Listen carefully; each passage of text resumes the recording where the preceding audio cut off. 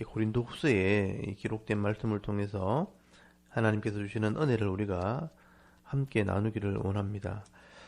오늘부터는 차례를 따라서 이제 고린도 후서 말씀을 나누도록 하겠습니다. 그런데 이 고린도 후서는 바울 서신 중에서도 제일 복잡한 이런 기록 배경을 가지고 있습니다. 고린도 후서에는 이 바울의 개인적인 감정들이 많이 섞여 있고요. 또 거짓 사도들에 대한 엄청난 책망하는 이 말씀들이 기록되어 있는데요.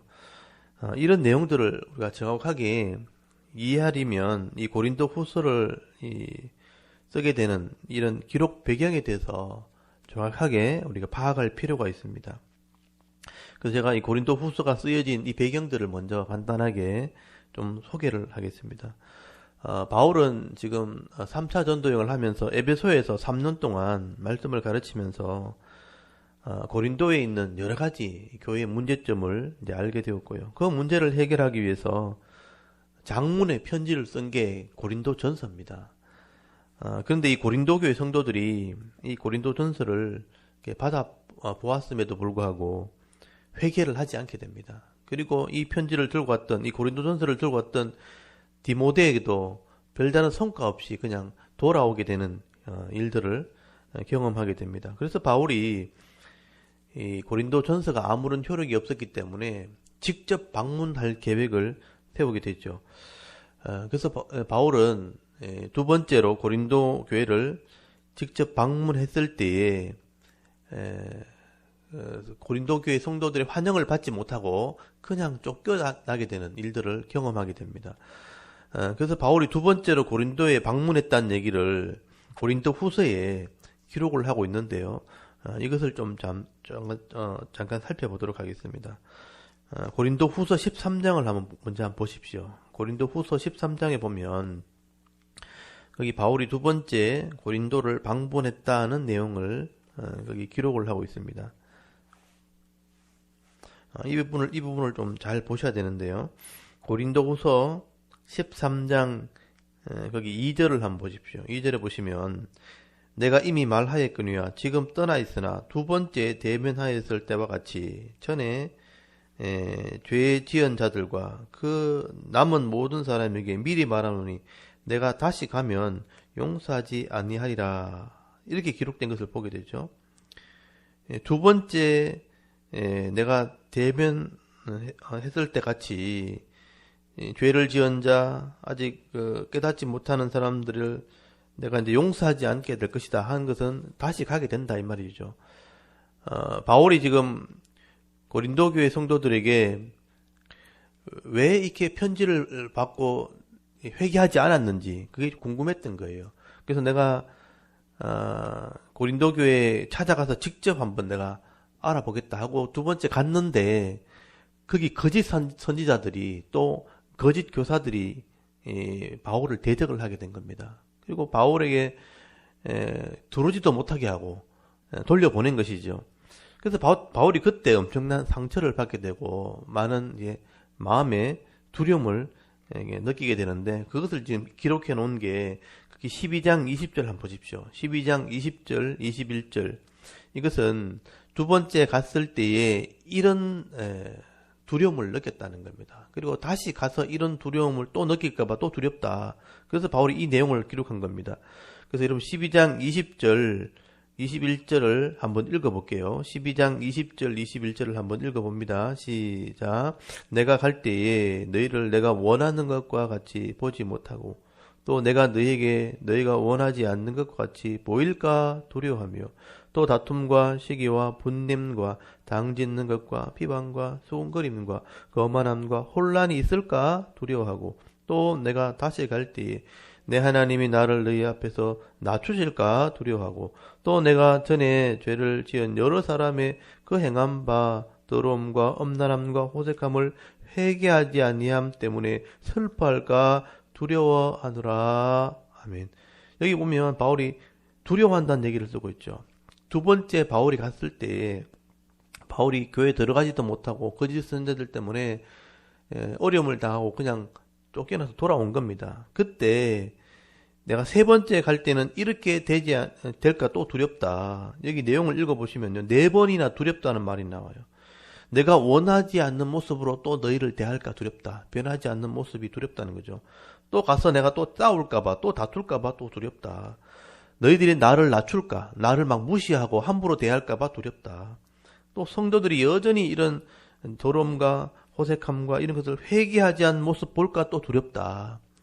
바울이 이렇게 엄청난 이렇게 마음의 두려움을 느낄 정도로 고린도교회 성도들에게 상처를 받았다는 것이죠.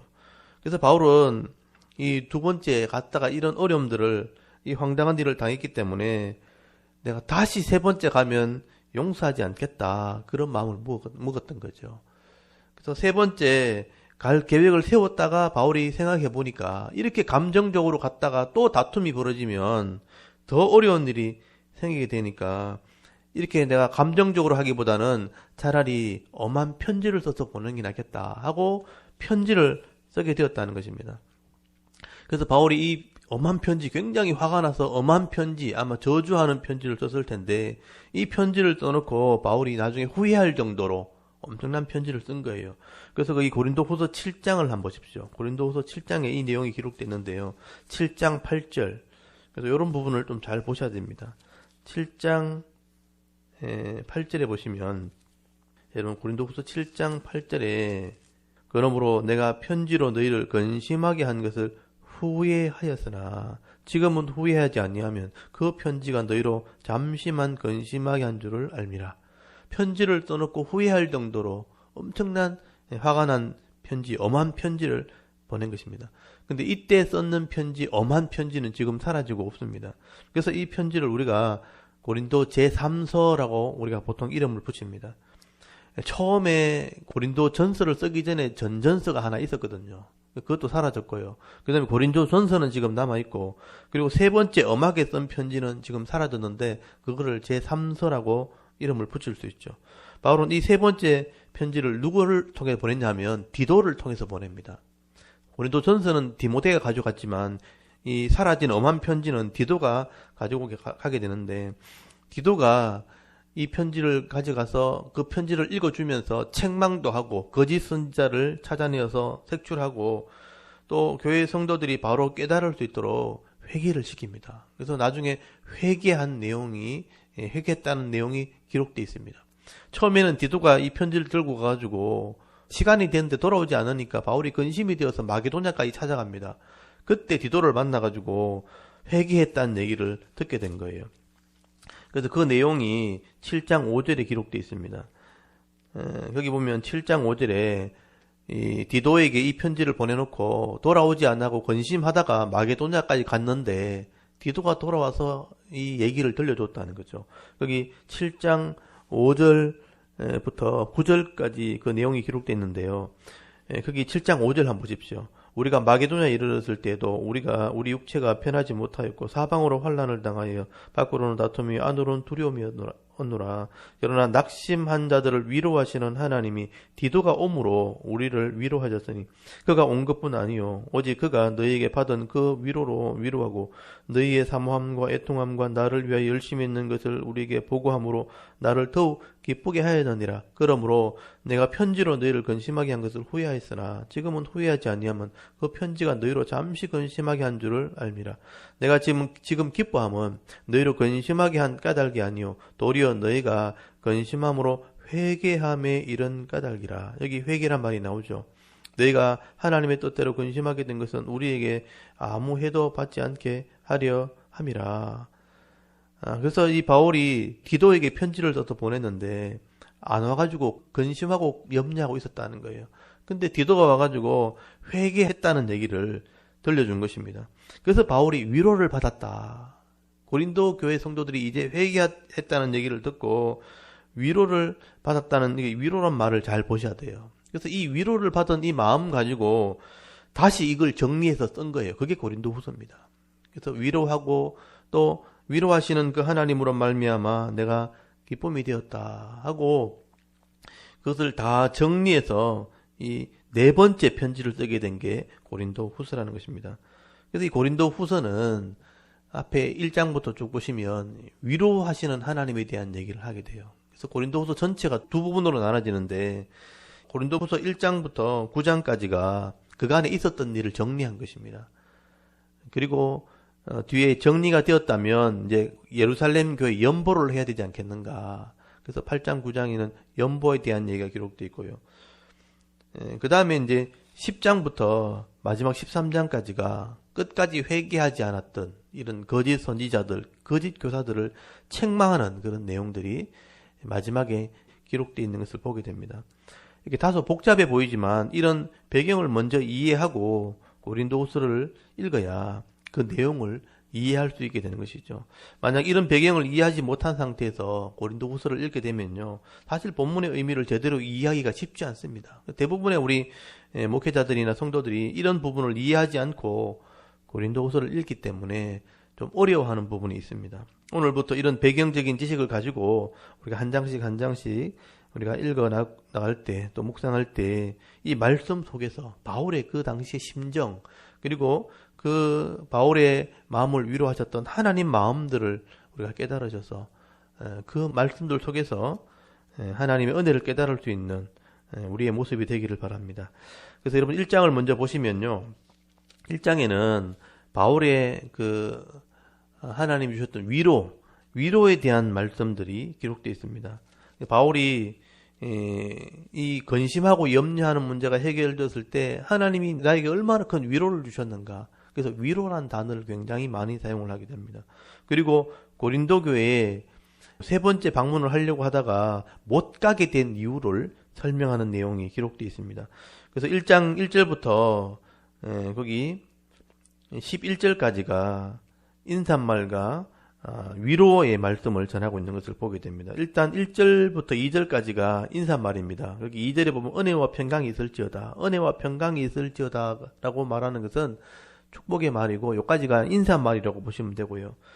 그 다음 3절부터가 위로하시는 하나님 마음을 기록을 하게 됩니다. 바울이 고린도 교회 때문에 염려하고 근심했었는데 회개한다는 얘기를 듣고 위로를 받았다는 거죠. 그래서 여기 위로라는 단어를 잘 보십시오. 3절부터 위로라는 단어가 5절까지 5번이나 기록되어 있습니다. 바울이 얼마나 위로를 받았던지 위로라는 말을 굉장히 많이 사용하죠. 그래서 여러분 3절 보시면 찬송하리로다. 그는 우리 주 예수 그리스도의 하나님이시오 자비의 아버지시오 모든 위로의 하나님이시며, 여기 위로의 하나님이 나오죠. 위로란 단어를 한번 보십시오. 4절에 우리의 모든 환난 중에 우리를 위로하사 우리로 하여금 하나님께 받은 위로로서 모든 환난 중에 있는 자들을 능히 위로하게 하시는 이시로다. 그리스도의 권한이 우리에게 넘친 것 같이 우리가 받은 위로도 그리스도로 말미암아 넘치는도다. 지금 위로란 말을 일부러 의도적으로 많이 쓰고 있죠. 그리고 6절부터 7절까지도요. 위로란 말이 또 5번 나옵니다. 이 내용을 다 정리하면요, 하나님은 위로의 하나님이시라는 거예요. 우리가 복음을 전하면서 말씀을 가르칠 때 많은 고난을 받지만 이 고난 속에 하나님이 위로하신 것은 이 위로를 가지고 또 다른 성도를 위로하게 하시려고 이런 고난도 주신 것이다 하고 말씀을 하게 됩니다. 그렇기 때문에 너희도 이런 고난을 받았지만 하나님께서 위로받게 하실 거다. 그래서 고난 받는 것은 하나님 위로를 받기 위함이기 때문에 어려움 당할 때마다 이 하나님의 위로를 기대해라 하면서 말씀을 기록하게 됩니다.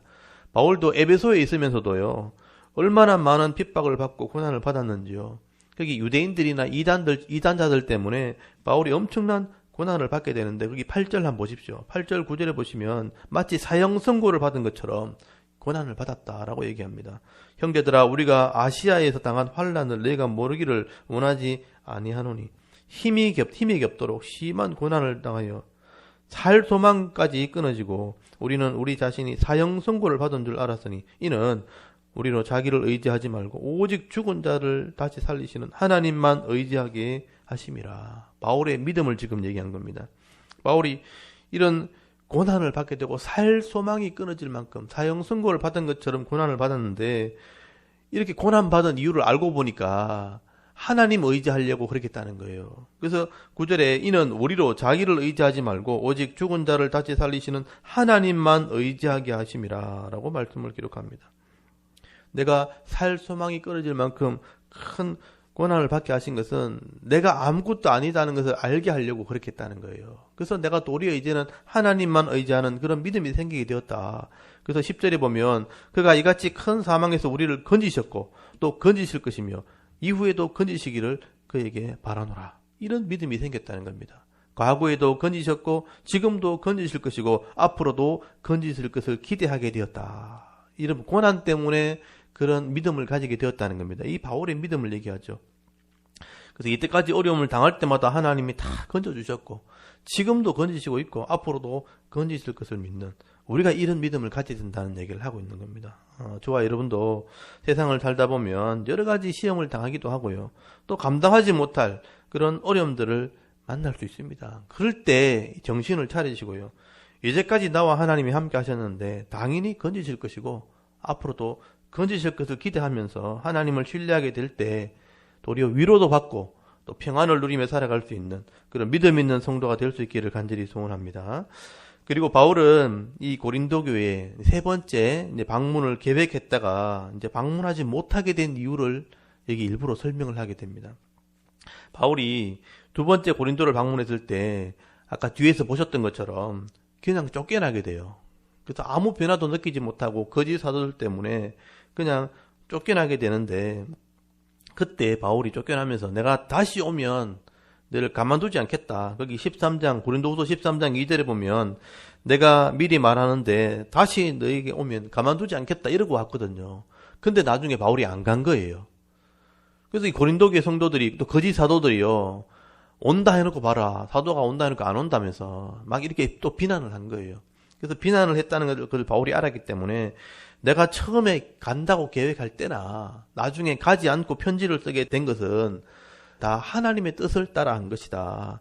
사도가 바울이 내가 사사로이 내가 간다 했다가 안 가고 안 간다 했다가 가고 뭐 이렇게 할 사람이 아니다. 하나님의 뜻을 따라 나는 움직이는 사람이라는 것을 설명하고 있는 것이죠. 내가 믿음의 사람이라는 것을 설명하려고 지금 변명을 하는 것입니다. 그래서 여러분 15절부터 보시면요. 15절부터 내가 이 확신을 가지고 너희로 두 번 은혜를 얻게 하기 위하여 먼저 너희에게 이르렀다가 너희를 지나 마게도나로 갔다가 다시 마게도나에서 너희에게 가서 너희의 도움으로 유대로 가기를 계획하였으니 이렇게 계획할 때 어찌 경솔히 하였으리요. 혹 계획하기를 육체를 따라 계획하여 예 하면서 아니라 한 일이 내게 있겠느냐 이렇게 얘기합니다. 바울이 지금 내가 그 당시에 이렇게 할 것을 계획했다는 거죠. 지금 에베소에서 고린도교의 문제를 해결하기 위해서 너희를 지나 마게도냐를 갔다가 일단 마게도냐 먼저 갔다가 마게도냐에서 너희에게 가서 너희 도움으로 유대로 가기를 내가 계획했다. 바울이 이런 계획을 세울 때 그냥 사사로이 계획한 게 아니라는 거예요. 하나님의 뜻을 따라서 이렇게 계획을 했다는 것입니다. 그래서 바울이 이렇게 계획을 해놓고 안 가게 된 이유가 뭐냐 하면 만약에 이런 감정적인 것을 화가 난 상태에서 거기 고린도교에 그냥 방문했다가는 다툼이 일어날 수 있기 때문에 또 다툼이 일어나면 이렇게 여러 가지 이제 어려움들이 생기고 또 특별히 연보하는 문제가 지금 있거든요. 고린도교의 문제가 해결되어야지만 예루살렘 교회를 돕는 연보를 하게 되어지는데 만약에 이런 다툼의 문제가 해결되지 않고 고린도에 갔다가 또 문제가 생겨버리면 이 교회가 점점 어려워지기 때문에 또 연보하는 문제가 어려워지기 때문에 그래서 이 바울이 예루살렘 교회 연보를 염려하는 마음에서 직접 방문하기보다는 편지를 먼저 써서 보내는 게 낫겠다 이렇게 결정을 했다는 것입니다. 그래서 처음에 계획 갔을 때와 또 이것을 포기하고 편지를 다시 쓰게 되는 이런 계획을 하게 될 때는 내가 사사로이 결정을 하게 된 것이 아니라는 것입니다. 그래서 하나님의 뜻을 따라서 성도들이 유익을 따라서 그렇게 결정했다는 것이죠. 그래서 바울이 이것을 지금 설명을 하게 되는 것입니다. 그래서 나는 주의 명령을 따라 예하는 사람이라. 주의 명령을 따라 예해놓고 나중에 내 마음이 안 든다고 아니다 할 사람이 아니다 하는 얘기를 하게 된 겁니다. 그래서 이 예수님 얘기를 하게 된 거죠. 예수님이 하나님의 뜻이면 예했던 것처럼 우리도 예하는 사람이라, 순종하는 사람이라. 그래서 거기 20절을 보시면요. 하나님의 약속은 얼마든지 그리스도 안에서 예가 되나니 순종한다는 뜻이죠. 그런 말미암아 우리가 아멘 하여 하나님께 영광을 돌리게 되느니라. 예수님이 늘 예하고 숭숭했던 것처럼 우리도 예수님의 종들이기 때문에 하나님의 명령이라면, 하나님의 뜻이라면 예하는 사람이다 하는 얘기를 하게 되는 겁니다. 그리고 내가 이렇게 하나님의 계획을 따라 순종하는 사람이라는 것을 누가 증거할 수 있겠는가? 하나님이 내 증인이다. 내게 은혜를 베푸신 성령이 내 증인이다. 이런 바울이 얼마나 답답했으면 하나님이 내 마음을 증언하고 있고 성령이 증언한다는 얘기를 하게 됩니다. 그래서 21절에 보시면요. 우리를 너희와 함께 그리스도 안에서 굳건하게 하시고 우리에게 기름 부으신 이는 하나님이시니 그가 또한 우리에게 인치시고 보증으로 우리 마음에 성령을 주셨느니라. 하나님이 나를 부르셨고 성령을 통해서 내게 도장을 찍어서 내 보정이 되신 분이 하나님이다. 그래서 하나님이 내 계획 세운 것을 하나님의 뜻으로 했다는 것을 증언하게 된다는 겁니다. 23절에 보면 내가 내 목숨을 걸고 하나님을 불러 증언하시게 하노니 내가 다시 고린도에 가지 않냐는 것은 너희를 아끼려 함이라. 이게 제일 핵심된 내용이죠. 내가 고린도에 계획해놨고 안 간 이유는 내가 가기 싫어서 안 간 게 아니고 하나님의 뜻을 따라서 안 간 거다. 하나님이 증인이 되어 주실 것이다. 내 목숨을 걸고 하나님을 불러서 증언한다는 거예요. 내가 고린도에 가지 않은 이유를 이렇게 굳이 설명하는 이유는 뭐냐면 바울이 오지 않았다고, 계획해놔놓고 오지 않았다고 사람들이 비난을 했다는 거예요. 그것을 지금 설명하고 있는 겁니다. 내가 너희를 보기 싫어서 내가 안 간 게 아니고 힘들어서 안 간 게 아니고 하나님의 뜻이기 때문에 안 간 것이다. 하나님이 그것을 증언해 주시는 것이다. 그러면서 여러분 2장 1절 2절에 보면 너희를 아꼈기 때문에 안 간 거라는 거예요. 내가 다시는 너희에게 근심 중에, 그러니까 화가 나서 나가지 아니하기로 스스로 결심하였노니 내가 너희를 근심하게 한다고 내가 근심하게 한 자밖에 나를 기쁘게 할 자가 누구냐. 이 부분을 잘 보셔야 됩니다. 이 번역이 좀 까다롭게 되어 있지만 근심 중에 내가 분이 나서 서로를 비난하면서 내가 사람을 만나는 것이 옳지 않다는 것을 생각했다는 것입니다. 지금 바울이 두 번째 쫓겨나겠을 때 내가 다시 가면 그냥 두지 않겠다 하면서 화가 나 있었거든요. 그 상태에서 만나면 싸움밖에 더 하겠느냐. 여러분 성도가 서로 다툼을 벌였을 때 서로 소문이 막 나가지고 저 사람 막 욕하더라 비난하더라 막 이런 상태에서 서로 만나버리면요. 막 이렇게 화가 나서 얘기하다 보면 더 싸움이 커지는 거예요. 그래서 바울이 이렇게 근심 중에 가서 내가 너희를 만나면 나를 골탕 먹이려고 하는 그 사람밖에 더 좋아하겠느냐. 그래서 근심 중에 만나는 것은 옳지 않다. 하나님 뜻이 아니라는 것이죠. 그래서 바울이 2장 4절에 있는 것처럼 차라리 눈물로 편지를 쓰는 게 낫겠다. 내 마음을 담아가지고 회개하기를 바라는 편지를 쓰는 게 낫겠다 하고 그것을 결정했다는 것입니다. 그래서 바울이 내가 처음 방문하려고 했던 것도 하나님의 뜻을 따라 방문하려고 계획한 것이고 그것을 포기하고 편지를 쓰는 것을 선택하는 것도 하나님의 뜻이라는 거예요. 그게 더 좋은 선택이기 때문에 그렇게 했다는 것이죠. 그래서 바울은 내가 하나님의 뜻을 따라서 예하는 믿음으로 이렇게 했다는 것을 설명하는 것입니다. 이 바울의 성숙함이고요. 교회를 위한 바울의 사랑이고 이게 하나님의 뜻을 헤아리는 바울의 믿음이었다는 것입니다. 옛날 같으면 바울이 성질대로 했겠죠. 화가 나서 갔으면 당장 찾아가서 그 사람들을 잘못을 지적하고 호통을 쳤을 것입니다. 근데 나중에 바울이 성숙함을 가지게 되니까 나도 연약한 사람이야. 나도 연약하다는 것을 알게 된 거예요. 그래서 하나님의 뜻을 알게 된 것입니다. 내가 욕심대로 하는 것이 아니고 하나님의 뜻대로 해야 된다는 것을 알게 된 거예요. 그래서 성도들이 가장 유익한 것이 무엇인가 그것을 바울이 선택했다는 것이죠. 우리가 이런 믿음이 없으면요 상대방이 기분이 좋든지 말든지 내 기분대로 다 말해버리는 거예요. 그게 일반적인 우리의 모습이죠. 그냥 화가 나면 저 사람들의 마음을 위로하려고 하기보다는 내 마음이 시원하게 하려고 내가 내 말만 그냥 해버리는 거죠. 그래서 나중에는 서로 상처받고 싸우는 일들이 일어나게 되는 것입니다. 그런데 성도는 그렇게 하면 안 된다는 거예요. 내가 차분하게 마음이 정리가 되어지고 섬기는 마음, 사랑하는 마음으로 가서 얘기해야 문제가 해결된다는 것이죠.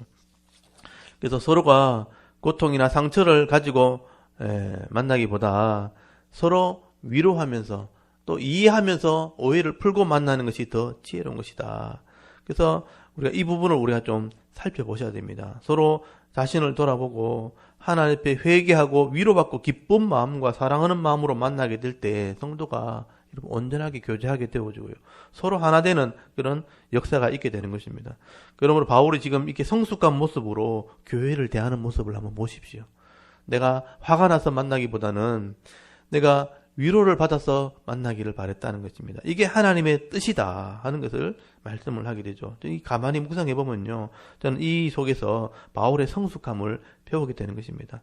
오늘 우리가 자기 감정을 이렇게 내려놓고 차분히 오해하고 이렇게 근심한 문제를 다 해결하고 난 뒤에 서로 만나서 또 위로하고 기쁨을 나누고 성숙하게 나가는 이 모습들을 보면서 이 바울의 신앙을 먼저 여러분 살피시면서 바울의 이 신앙의 지혜와 삶의 지혜를 배울 수 있기를 바랍니다.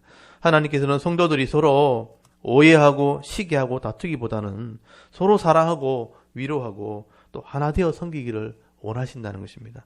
오늘도 여러분 가정이나 이 교회를 섬길 때 또 직장을 섬길 때 세상 속에서 여러 가지 오해가 있고 다툼이 일어날 수 있습니다. 그런 일이 있을 때마다 하나님의 뜻을 따라서 서로 위로하고 사랑하고 섬김으로써 이 아름다운 관계를 만들어 나갈 때 하나님이 주시는 이 풍성한 은혜와 이 복을 잃어버리지 않는 은혜와 복을 누리며 살아갈 수 있는 저와 여러분의 이런 영적인 모습이 될 수 있기를 주의 이름으로 축원합니다.